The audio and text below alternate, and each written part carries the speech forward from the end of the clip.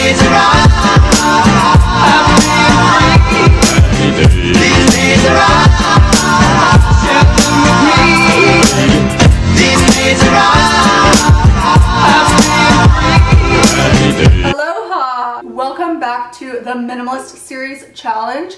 Today is an exciting one and it is all about how to declutter your closet. I love closet decluttering. I love any kind of decluttering. It makes me so happy and it makes me feel so productive and it's just the best. So today I'm going to give you guys a few methods on how to clean out your closet and the questions I ask myself, how I know if I want to keep something, what I do with my off-season clothing so that I don't have a ton of stuff clogging up my closet. I'm also going to give you guys the easiest method ever to declutter your closet, so it will be a very painless experience, hopefully. Let's start with the closet decluttering method. The easiest method for me is to open your closet, pull everything out of the closet, everything, and put it on your bed. You are going to want to go through each section of clothing and ask yourself a few questions. First question, have I worn this item in the last 3 to 4 months? If not, and it's in season, you probably don't need it. The second question is this practical? Is this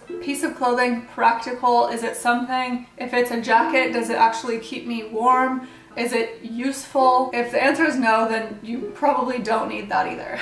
The next question is, do I need it? So if you live in the desert and you have a winter jacket in your closet, I'm guessing you probably don't need that winter jacket in your closet. Maybe you go snowboarding a lot and maybe you do need that winter jacket, but maybe you don't need it in your closet. We'll address that in a second.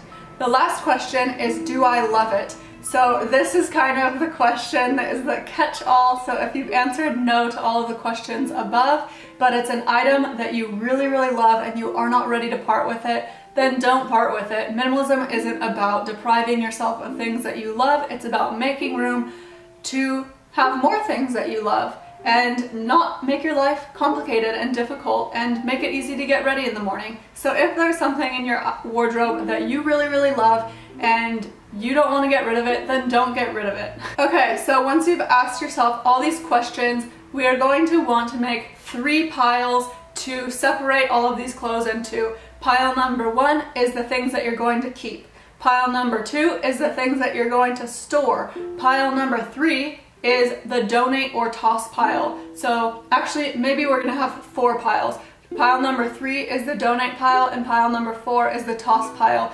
I try to avoid throwing away clothing at all costs because it's very detrimental to the environment to continue to purchase and discard clothing. If you can donate it, do that. I don't want to get into a long story right now, but I will tell you guys to watch the documentary The True Cost. This really, really helped me curb my impulse shopping. It really, really opened my eyes to the fast fashion industry. And if you have a shopping issue at Forever 21 or H&M or any of those kinds of stores, I definitely recommend giving that documentary a watch. I'll link that down below. Okay, so with the things that you're going to store, which are things maybe like when you live in the desert and you have a winter jacket, you obviously don't need that on the regular and it's kind of taking up some serious real estate in your closet.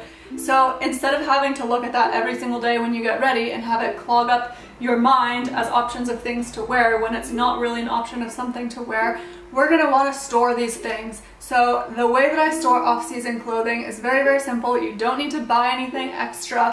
It's easy. I take my luggage and I store my off-season clothes in the luggage, put it somewhere out of sight. Having my off-season clothes in a different place is really, really helpful for me because then when I get dressed in the morning, all of the clothes in my closet are fitting for the season, for the weather, all of that good stuff. A few tips that I have for keeping your closet organized are, number 1, roll your clothes. We are going to address capsule wardrobes in another video coming up very soon, but I'm not going to address it in this video because I don't want these videos to be super, super long and I want to do the capsule wardrobe justice by having its own video. So if you guys are interested in that, make sure that you're subscribed. This is the end of this video. I hope you guys enjoyed it, and I would really love to hear about your closet decluttering experience in the comments below. Subscribe to this channel so that you don't miss any upcoming videos. Make sure to hit the bell notification when you subscribe so that you get notified when new videos in this series come out. Thank you guys so much for watching, and I will see you tomorrow. Bye!